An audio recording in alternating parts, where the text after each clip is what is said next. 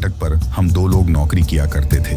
जब मेरी दिन की ड्यूटी होती थी तो मेरा जो दूसरा सहपाठी कर्मचारी था उसकी रात की ड्यूटी होती थी, और जब मेरी रात की ड्यूटी होती थी उस वक्त उसकी दिन की ड्यूटी होती थी। यानी कि हम दोनों अलग अलग शिफ्ट में ड्यूटी किया करते थे।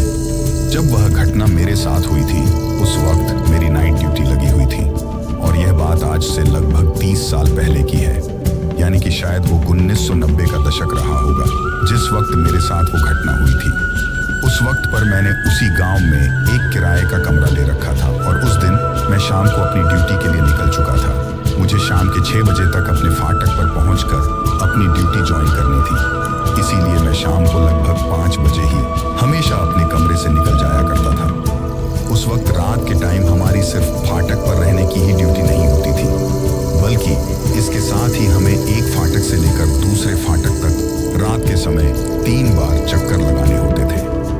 यानी कि जिस फाटक पर मैं ड्यूटी कर रहा था उससे अगले वाले गांव का जो फाटक था उस पर जो कर्मचारी ड्यूटी कर रहा था वह तो रात के समय पटरियों से होते हुए चलकर मेरे गांव के फाटक की तरफ आता था, और मैं अपने गांव के फाटक से चलकर पटरियों से होते हुए उसके फाटक की तरफ जाता था।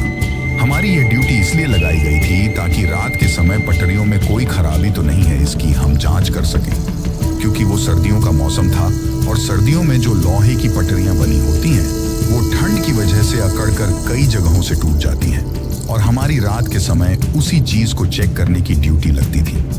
उन दिनों टॉर्च वगैरह तो होती नहीं थी, और हमें रेलवे की तरफ से एक लालटेन दी जाती थी जिसको जलाकर रात की पहली ट्रेन के गुजरने के बाद लगभग 10 बजे मुझे अपने फाटक से उस दूसरे गांव के फाटक की तरफ निकलना होता था, और रात को 1 बजे आने वाली ट्रेन से पहले एक चक्कर लगाकर मुझे वापस भी आना होता था। मेरे उस गांव से दूसरे गांव के फाटक के बीच